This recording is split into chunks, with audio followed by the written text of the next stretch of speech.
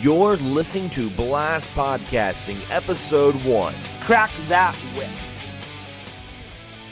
Hey guys, thank you for tuning in to the very first episode of the Blast Podcasting Podcast. This is Anthony. And this is Xander. How goes it, dude? It goes really well. Okay, first off, I want to say, before we start this episode, our debut episode, Anthony, it feels so great to hear you on the other side of a podcast. And I thought this would be a great introduction and a way to kind of tell listeners who know us or maybe are new to the game and just meeting us for the first time who we are. So, Anthony, tell the listeners, who are you? Oh, man. Okay, so I am known on YouTube as Magus or MagusX1. There you go. I started my channel back in 2008. Way back then, 10 years ago. Go think of that, Xander. 10 years ago since 2008. That's crazy, right? Yeah, it's insane. So, I know. And anywho, so I did that. I started my channel, and I became very popular in those days. And, you know, I kind of relinquished, and I quit. And I even deleted all my videos recently. But I will, you know, that's more of like, oh, I'm a different person now. These days, I'm focused on writing and doing the occasional YouTube stream and doing a podcast with you because I've been missing the whole podcast scene. And I used to be on another podcast, but I have moved on with my life from those folks, and that's that. So I'm here with you, and we've been talking about this for a long time, Xander, about doing a podcast for several years. Yeah, we really have. I mean, matter of fact, when we get on the phone and we talk to each other, it's like we're being on a podcast. So we thought, what better way than to actually make this into a podcast? And for some of the listeners who don't know who I am, my name's Xander. I'm also a content creator. I've been doing YouTube now can you believe it? I've been doing YouTube now for about 6 years, and same with my podcast, Excess Gaming Podcast. I've been doing this for 6 years now. It's insane, since 2012. Congrats, my friend. Indeed, indeed. And, you know, my channel covers everything from video games, from retro to modern reviews, gaming news if it tickles my fancy. I don't report everything on gaming news. I only report on things that interest me. And this is going to be our first episode. And what better way to start our first episode than to talk about a franchise and a gaming series that both of us really enjoy, and that is Castlevania. And I have to ask you, Anthony, if you had to choose one favorite Castlevania, what would it be? God damn, son. I don't know. That's a very difficult question because there's myriad of Castlevanias. I love the whole series. I'm even one of those weird guys that likes Lord of Shadow. I like that game. Okay, this is something good to talk about because I like Lord of the Shadows too, and we're going to get more into the Castlevania lore when we talk about the new Netflix series, the season 2, and this will actually be a chance for us to actually talk about the series as a whole. But Lord of the Shadows is like one of those kind of games that it doesn't follow the Castlevania lore, the Igarashi timeline. And I always look at it as like an alternate universe Castlevania. We see it a lot with comics. Like, take an example, like, correct me if I'm wrong, because you are the comic guru of this podcast, but like Old Man Logan. Old Man Logan is not canon with X-Men. Am I correct? Right. Yeah, you are correct. So I mean, like, that's kind of how I look at Lords of Shadow. Now, what did you think about Lords of Shadow 2? Because I absolutely hated that one. I never played it, and I think I did a good choice. I made a very good choice doing that because I've heard it's pretty bad from people that I trust. Yeah, but Lords of Shadow 1, I don't know. People like to shit on it, and I think that's very unfair. I think it's its own beast, and I think it's worthy of the Castlevania game, but it's a side game. It's not in the main timeline, so I don't see why you need to get really bothered by it. You know what I mean? Yeah. I mean, they took a lot of things that lore and made it their own. And, of course, this was also a game that, the first one anyway, that was produced by Hideo Kojima.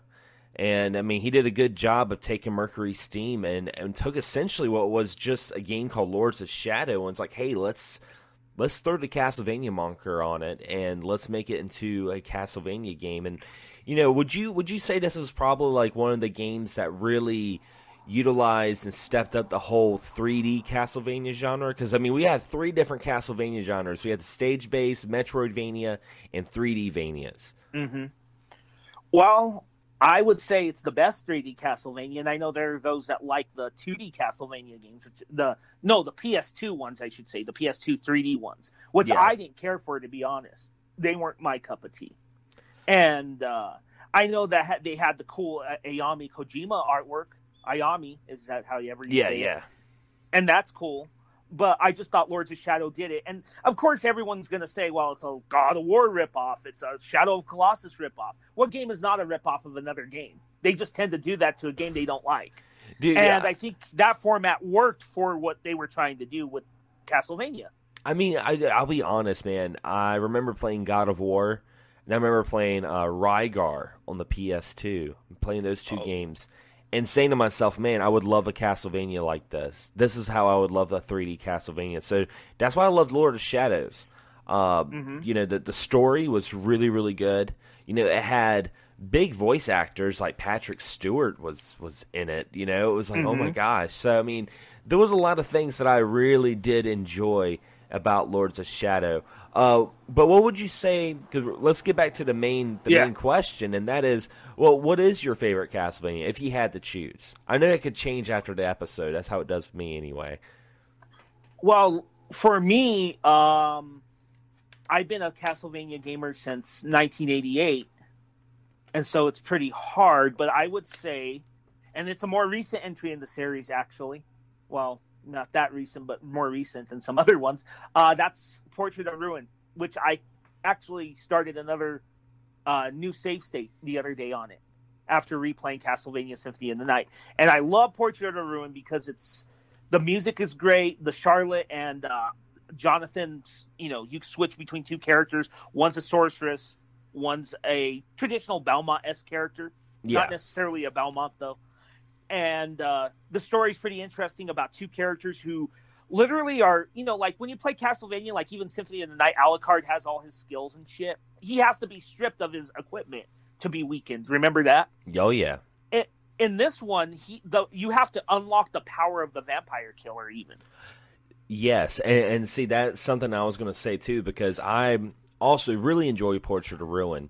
And one of the things I love about it was all the things that you were saying, but the story itself. I mean, it's a sequel to Castlevania Bloodlines on the Sega Genesis that followed John Morris, who was the son of Quincy Morris. For all you Bram Stoker Dracula fans, Quincy Morris was the one who drove the stake through Dracula's heart, and he turned out to be related to the Belmont clan. Now, this is where things get a little thick, because how is a Morris using the vampire killer? Well, let's go back to Rondo of Blood, when Richter Belmont was tainted by Shaft and his evil powers, and then we go into Symphony of the Night.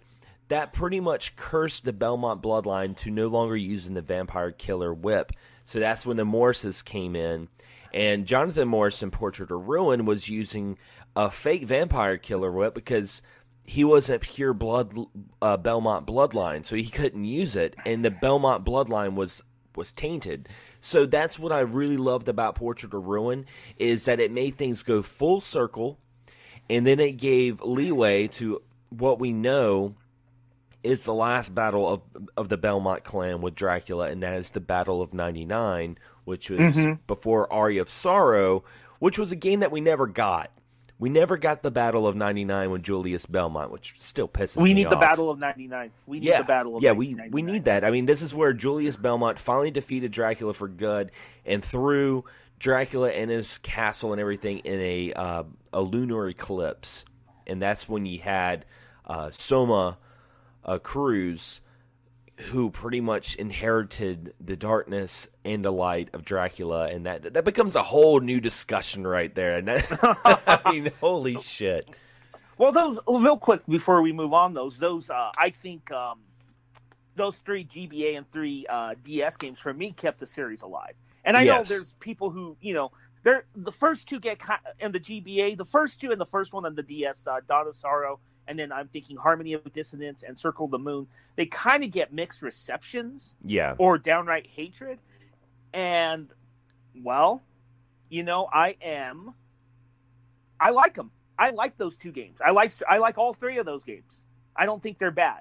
You know, Harmony of Dissonance has its flaws. Let's not lie to ourselves, but they're good games. I think those 6 handheld titles are exquisite, in my opinion.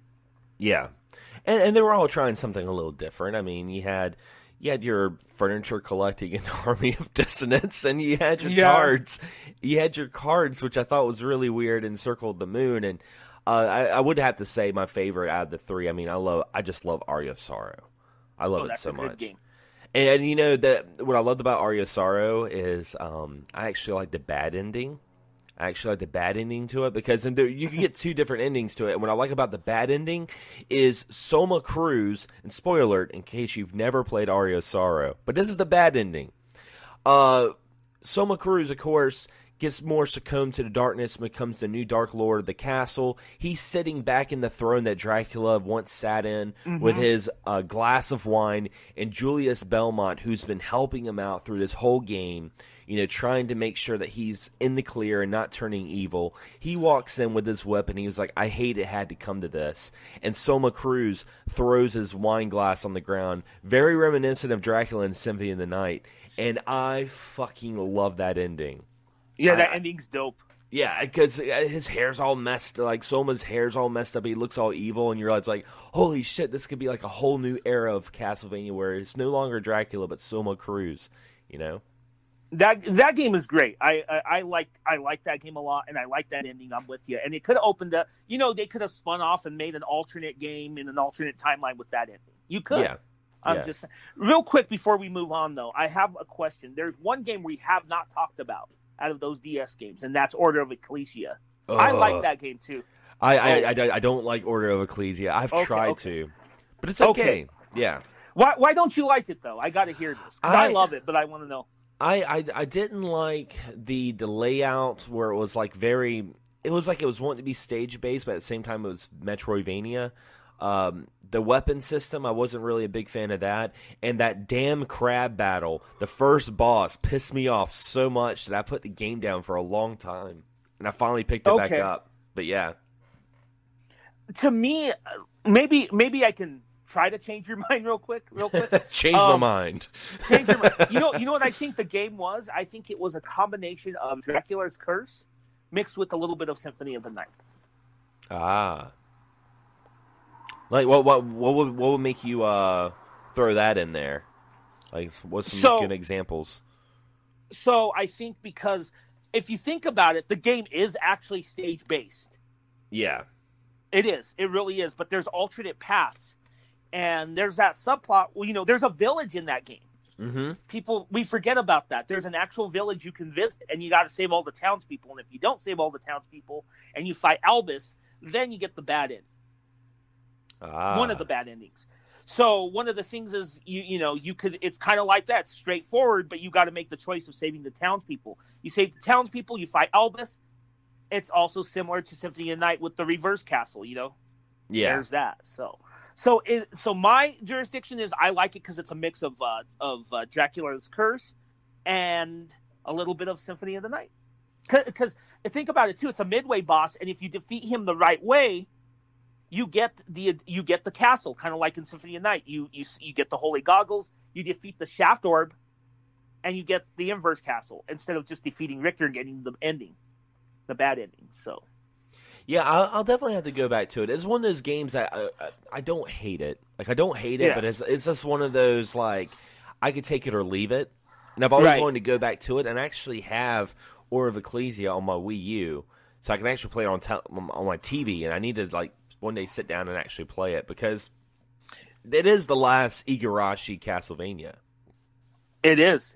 Good point. Yeah, I have that one. I actually have the... And this is weird for me because, as you know, I'm not a physical collector, but I own the physical DS copy of it. I've had it for like a decade. So I think I still have the strategy guide to it. I have like a big box in my closet that's full of like game guides, and I think I bought a strategy guide to Order of Ecclesia. So I always tried to do that. You know what? Just off topic for a quick second, for a random episode for a show, you should go through that strategy guide box. I have some old video game magazines, and that would be kind of a fun episode of like going through those magazines and kind of have some commentary with it. Let's do it. I'm down. Yeah, that'd be awesome. but anyway, back to I agree. Anyway, back to Castlevania. So we've talked about the DS, but there's one question lingering, I'm sure, on everyone's mind, Xander. What is your favorite Castlevania?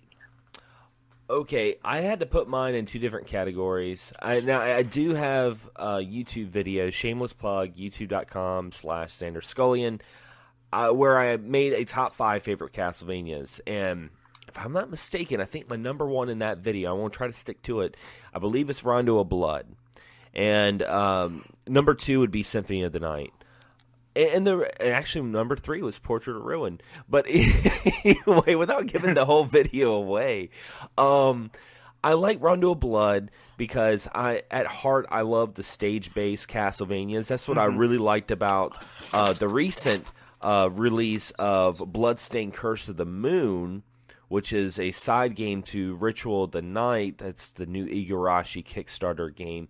That's what I really liked about Curse of the Moon. That's what I like about Rondo of Blood, is I like stage-based Castlevanias. I like the fact that you had different paths. As a matter of fact, with Castlevania Requiem that just came out, our friend Jason, Black Metal Gamer, was playing it for the first time, and I was watching a live stream, and I was like, hey, go down that pitfall. And he was like, why do I need to go down that pitfall? I'm like, because it opens up another path. And there's like different bosses. Like there's an A boss and a B boss. There's several like hostages that you can rescue. Of course, you can play as Maria, who completely changes the whole game from a classic Castlevania to more of a Contra run and gun sort of Vania, which is really insane. But and the soundtrack, and of course, I just love the story. I love the fact that this shows that the Belmont family is human. That Richter Belmont succumbs to the darkness that, taints the Belmont bloodline. Yeah. Yeah, I agree. That's a good point. And of course there's alternate endings, and in some ways it's also a successor to Dracula's Curse, because there's alternate paths.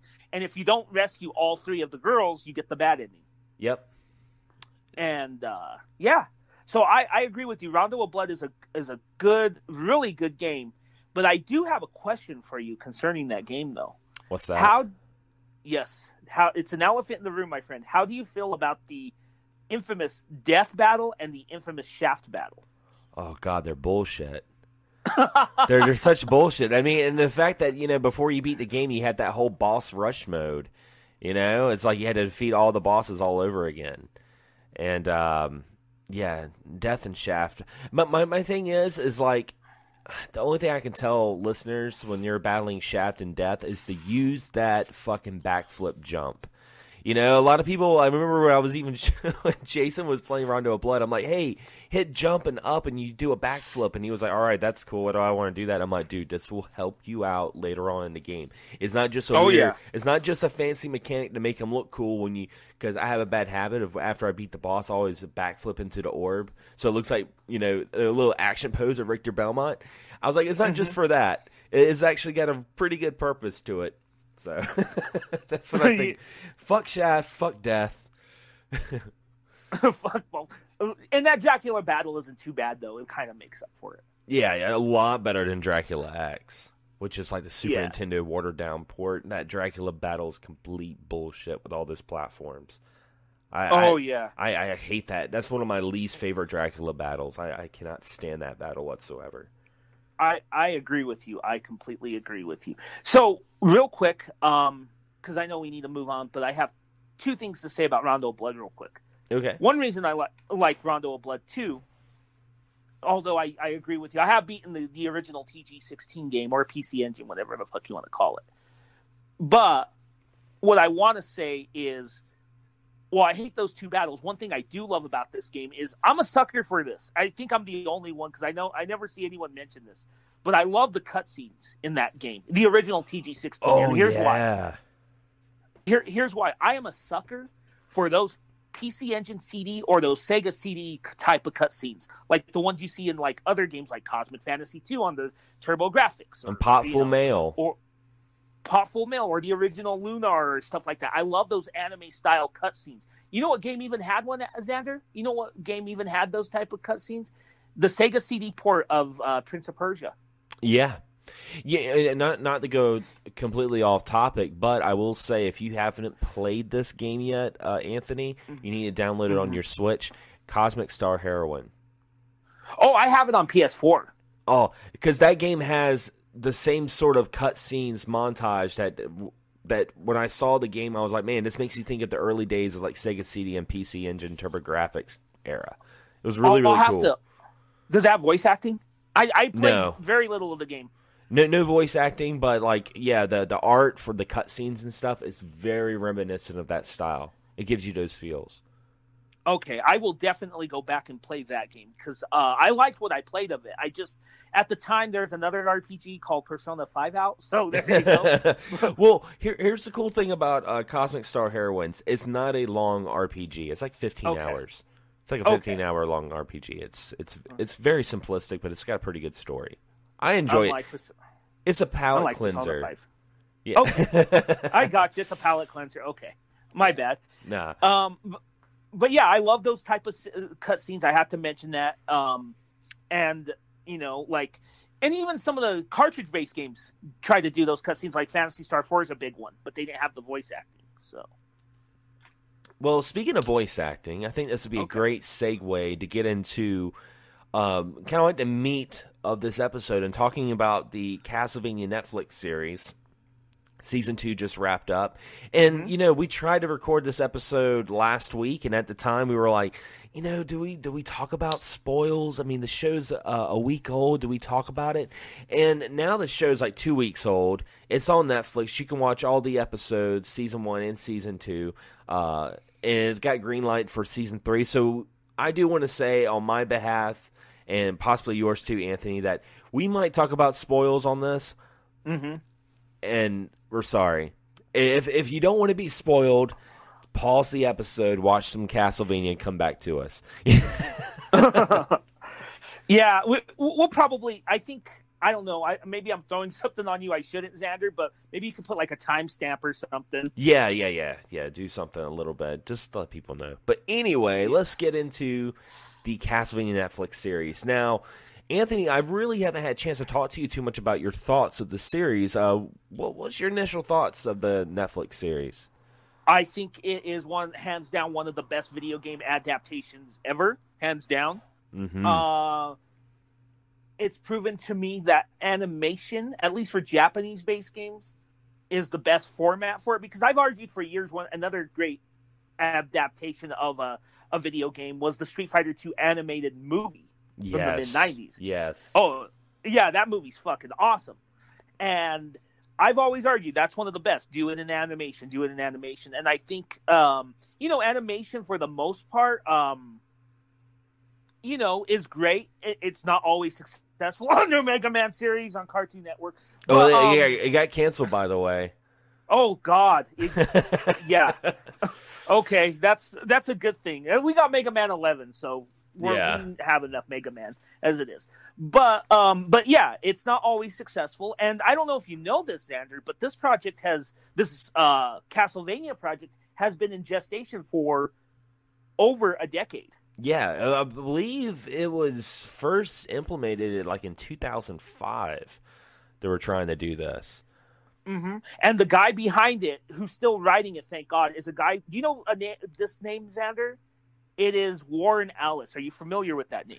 He did the writing for Dead Space, which is... He did? Yeah, which is phenomenal. But in the comic book world, this motherfucker is a legend for good reason. Oh, let me know and the listeners, because like I said, you're the comic guru of the show. I don't follow comics as much as you do. Warren Ellis is a guy who... His comic books are just so cerebral, and they can be polarizing, like... I can't think of that one. But he does comics like Planetary, which is one of the greatest comic books, in my opinion, that I've ever read. Which I can't really explain it, but it's a unique take on superhero comics in a way. It's pretty fucking awesome. It's published by DC. And they've been releasing those on trade, so there's that. He's done everything from, I guess... He's done Captain... Oh, did he? No, he did a cool run on X-Men. He's done runs on everything. but his comics are just magnificent, and they're very cerebral. They have a little bit of cynicism to them. Yeah. So, and that's pretty apparent in this Castlevania show. Very much so. And he is known for critiques of religion, which is also in the Castlevania show as well. Which makes complete sense. I mean, yeah, it does. The whole religion thing in Castlevania in the series, like, it didn't feel shoehorned. I wasn't like, oh, they're just trying to, use outside influences. No. I mean, it makes sense. I mean, even if you play the games, it makes sense. I mean, Castlevania's always kind of had what I like about the series. It's always had a reflection on, to put in layman's terms, the fucked up society of mankind. Yeah, I mean, so miserable pile of secrets. Exactly. So, yeah, I really love the series. And you can tell that if you're a big Castlevania fan, it's got a lot of Easter eggs, but it's not just like throwing Easter eggs that make up for bad writing, if that makes any sense. Right. And it follows the Castlevania 3 timeline to a T, as much as it can for an NES game. I really, really enjoyed even simple things as the color palette of the characters. They matched the sprites of Castlevania 3. Like Sypha, she wore a lot of light blue, and Trevor had like that brown tan look to him, and I was just like, well, wow, they actually matched the pixels from the NES game. It was so down to a T that this was made not just by a really good comic book writer, but it was made from Castlevania fans.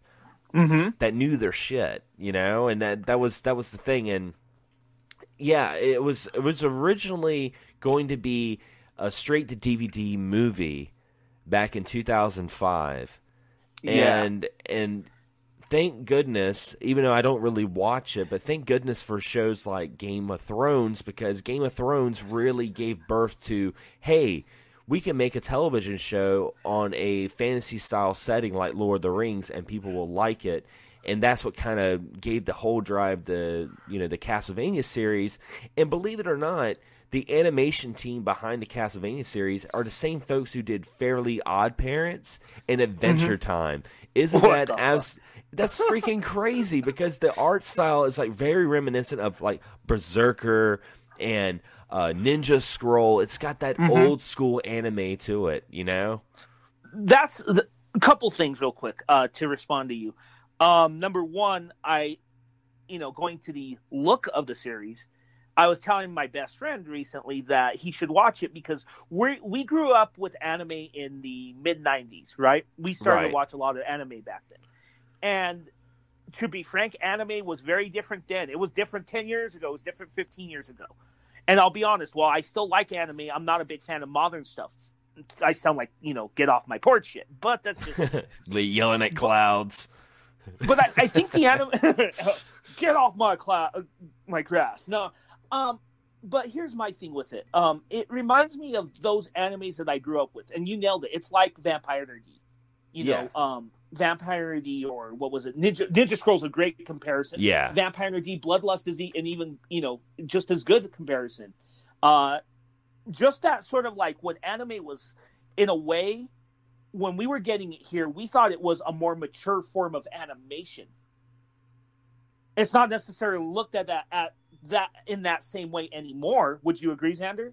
Yeah, it's very, very different. I mean, back then with anime, it was so, and all pun intended, it was so foreign that I remember seeing like sci-fi infomercial ads of mail orders to get a copy of Akira. Japanimation, This is not for kids. Or my big thing with anime, going to the Sci-Fi Channel, you just reminded me, was what got me into anime. One of the big things was Sci-Fi Channel's Saturday morning anime. Yeah. I used to watch that shit religiously. And they showed stuff like that. And another obscure one is 8 Men After. And a lot of those are like this Castlevania series. Because quite frankly, I don't see that anymore from Japanese anime. If I'm wrong, because I'll be honest, I don't follow anime. So if someone knows of anime similar to that, let me know. But what I'm saying here is Castlevania kind of cleans that it scratches that itch is what I'm trying to say. What the fuck? No, it really does. It's just the epitome of a really good show because it captures the feeling and love of Castlevania. Like I said, you can tell they did their homework. They knew what they were talking about. You could tell really early in the show that I'm a big buff when it comes to the Castlevania lore, and there were things that were happening. I'm like, okay, this makes sense. All right, this is going to happen. Oh my God! They showed Isaac and Hector, from Curse of Darkness. They showed so much of stuff, and it was like they had that, and then they also just had this great animation and great story writing. And well, let's get into a little bit of season 2 talk. So, what did you think about the changes they did to Hector and Isaac? Okay, this is where I'm unfamiliar. I'm not a fan of the 3D PS2 games. I know Curse of Darkness is one of them. So I actually thought at one point, and everyone can fucking make fun of me for this, I thought they were original characters for the fucking for the show. I honestly did, because I'm just not familiar with those. I think I have a pretty extensive knowledge, but I don't know those 3D games on the PS2 that well, because I tried them and I just couldn't get into them. So, well, yeah, they did some changes, and I think a lot of the reasons why they did some changes is because, Hector and Isaac were Devil Forge masters. They were, right-hand men of Dracula. And I think the reason why they changed the characters a little bit is because Hector's story was very similar to Dracula's story in the sense that he turned evil because his love was burned at the stake for being a witch. They had to. I gotcha. I understand they had to change that because the whole main thing about Dracula in this Castlevania series is losing faith in humanity with the love of his life that gave him a second chance at life, being burned at the stake and seeing how terrible mankind is. And it would have really took it away if Hector went through the same experience, because it would have been like, okay, well, we got two people here. And it would have took a little bit of the essence of what it is. And of course, Isaac, he's completely different in season 2. He's like more of African descent.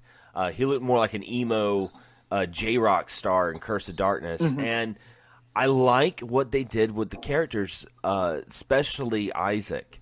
Like Isaac, okay, we can get into some theories with this. And by the way, yes, folks, this is some spoilers here. So, yeah.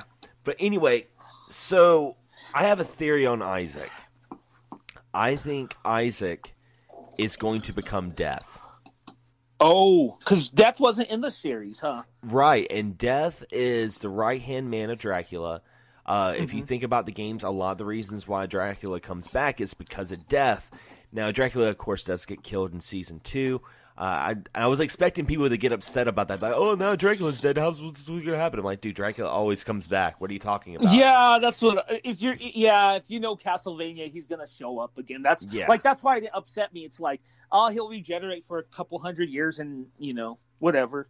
Yeah. Or, like in Symphony of Night, get wakened early by some mishaps. So there you go. And see, that's what I'm thinking about because, see, here's the end scene. The end scene in season 2 when Alucard threw the stake through Dracula, and he was turning into ash, and it looked like he was coming towards Alucard like he was going to hug him. And then fucking Trevor cuts his fucking head off. I was like, well, there's that. I mean, I think he was trying to hug his son, you dick. But well, Trevor is a dick in this show. Oh yeah, which he was a dick in Curse of Darkness too. But the thing about it is like it almost makes you think that Isaac is going to become Death at this point. And he's going to bring back Dracula, and it's almost like, I think if Dracula was to come back, because he kind of was getting his humanity back when he realized he was fighting his son. He was kind of getting that back, because he was like, I'm about to kill my boy, I'm fighting my boy, So he had that moment of clarity, and he realized the error of his ways, and his grief struck in rage.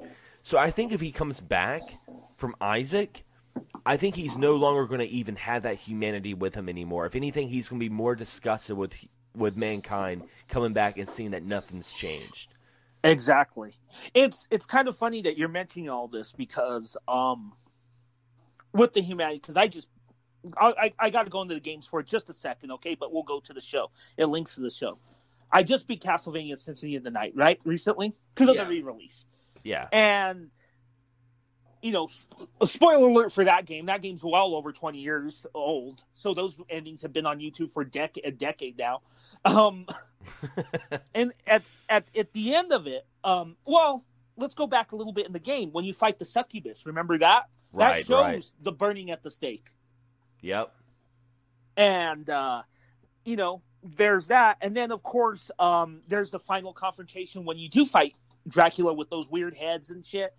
And basically, Alucard tells, you know, Dracula the final words, you know, of his mother, which, you know, it seems like they didn't mention that in the Netflix show. So maybe if this show keeps getting renewed, we might see some sort of adaptation of Symphony of the Night, because I believe this is an adaptation. It might be Curse of Darkness, because I didn't even know Trevor was in Curse of Darkness. Yeah. But this seemed like to me an adaptation of Dracula's Curse without Grant for some reason. Maybe we'll get Grant in season 3. Who knows? But, you know. You bring up a good point about Grant. I was kind of sad that Grant never showed up in the show, because I thought he would have been able to bring some would have really been some comic relief too. I could see him kind of being like this funny, you know, pirate guy. But then again, you know, the three, Sypha, Trevor, and Alucard, they had such a good chemistry that throwing in a fourth wheel was, you know, not really that necessary. But we could see him in season 3. And also, yeah, I think season 3 is going to be diving more in Curse of Darkness to see Hector Belmont. Not Hector Belmont. Trevor. Seeing Trevor Belmont and Sypha and the Hector the Devil Forge Master betraying Carmilla and joining their side, because you got to remember, we have Alucard now sitting at the castle. He is definitely not going to be in season 3, and I think Hector is going to fill in that gap of Alucard. Okay. And then we have, you know, Isaac, who is going to be the main antagonist, and that's really what I think is going to happen. That's what I really think is going to happen. So we're going to have Hector as the main antagonist? No, Isaac. Isaac, okay. And those guys, like you said, are from Curse of Darkness. Now, what role do they play in Curse of Darkness? Because, again, I'm not familiar. Well, you said they were Devil Forge Masters, but do they become like a main boss at the end, or what? Not necessarily. I mean, you play as Hector in Curse of Darkness, and that's why I think he's going to become, you know, a new hero. He's going to fill in the gap of Alucard, because Alucard's, you know, he's watching over the castle. And, you know, you play as Hector, and you're fighting Isaac in Curse of Darkness. And, I mean, that's one of the main reasons why I think that it's going to really go towards Curse of Darkness. It was pointing a lot of that. And they're going in their own direction with it, because it's not following the game to a T at this point, which I'm perfectly okay with. Because, you know, the first and second season followed Castlevania 3 to a T so much that by the time season 1 was over, I was already predicting season 2. I'm like, oh, okay, well, if they do this the way they're supposed to, we're going to see Hector and Isaac. And sure enough, we saw Hector and Isaac. But they threw a curveball on me and changed them a little bit. And I'm like, you know what? This is cool, because even though it's a little different, it's not predictable. Like, I don't want it to be predictable. Nothing wrong with it being different, too, because let's be honest, there's big gaps in the Castlevania timeline. At least I think there is. Yeah, and you can get away with more, so. Yeah, and I mean, like, if this show does well, I could see them doing more seasons on more Belmonts. One of the things I could see them doing that I don't even think some Castlevania fans would even bat an eye out, or at, I should say, is, you know, obviously Sypha and Trevor have a romance. Obviously, they're going to have a kid. Now, technically, their kid's supposed to be Christopher Belmont. Technically. Okay. But we all know that the Game Boy Castlevanias aren't as popular, and without a doubt, I could see that's how we get Simon Belmont. It's all working towards Simon Belmont at this point. So, I think I could see them changing that, and I mean, some of the Castlevania lore enthusiasts would be like, "Oh, what the hell? Simon's not born yet. He's got a couple more generations to go." But he's the second most popular, or the most popular Belmont in the series, and that would just be a great way to introduce him, in my opinion. Like in season 4. Yeah, I'm okay if Simon is Trevor's son, because I knew that at the timeline that it's Trevor, Christopher, then Simon. Yeah, and then I think Richter's still a ways off, right? Yeah. Richter's way off because I mean, you have Trevor, you have Christopher, and then you have Christopher's son, and his name I cannot figure out his name right now because it's a very weird name. It was in Belmont's Revenge where Christopher saved his son from turning evil, and then you had Simon, and then you had Joust Belmont from Harmony of Dissonance. So, I mean, it's way back there when Richter finally shows up. But I could see that being the end of the series would be Richter Belmont's storyline into Symphony Night, and end it with Symphony Night, so he goes all full circle. Yeah, because after Symphony of the Night, the games after that, they're not Belmont heavy. Right. Because Order of Ecclesia takes place, I think, about not long after Symphony of the Night. It's not set long afterwards. Right. Yeah. And I can't believe I forgot her name, but you play as that girl, and she's not a Belmont. I don't think you really see a full on Belmont person until Julius, and I don't know how that works. So. Yeah. But anyway, back to the show though. I'll say what's cool is with all the demons and such, it's cool seeing the different monsters that you see in the game. Like, one thing, and I know this was, I think one of the early episodes of Season 2, they showed, and I forget their name, but the first boss that you fight in Symphony of the Night, they showed those two guys together. Yeah, that was, dude, I saw that, and I'm like, oh, look at these guys. I know these guys. Yeah, even the Birdman thing had his fucking trident and shit, so I thought that was pretty cool. Yeah, and also, I mean, the werewolves, the werewolf beasts were the same beasts that you fought in the beginning of Symphony of the Night when you were, beast mode Alucard. Oh, yeah, the big old wolves, huh? Yeah, and what about when Dracula, when you realize how the castle can move on its own, and he's down there controlling the castle, and you had that, looks like a D20 dice that was rotating. I'm like, holy shit, that's like the save room in Symphony of the Night. Oh yeah, okay. I didn't notice that until you mentioned. I saw what you were talking about, but I didn't realize. I was thinking more D20. I didn't think of the save room. Yeah, because that D20 turns into a casket. That's right. So and I've been fucking playing that game a lot lately. So. And of course, they had the mirrors too. I love the fact they showed the teleporting mirrors. I mean, that's how Isaac got thrown in the desert by Dracula. Oh yeah. So yeah, I mean, the references are just the Paramount. Oh yeah. Let's go to Season 1. The Cyclops. Yeah. Yeah, the Cyclops fight in Season 1, and Season 1 was just such a blue baller, man, because it's 2 hours long, and by the time it was over, I'm like, oh, okay, I want to see more. Can I see more, please? I waited. I didn't watch the series until recently, Season 1, because I heard about that. And I'm glad I did, because to me, I think Season 1 and 2 should be one season. Oh, yeah. They should have been released together. They should have released it now. Yeah. All together, in my opinion, as Season 1. As a 12-episode season. Yeah. Yeah, that makes perfect sense. Because Season 1 it was just setup. It was we have setup, and it seemed like, what's the point of this? But Season 2 more than makes up for it, though. Oh yeah, definitely. Now, we're getting short on time. It's crazy to think that our first episode, we could talk all freaking day about Castlevania.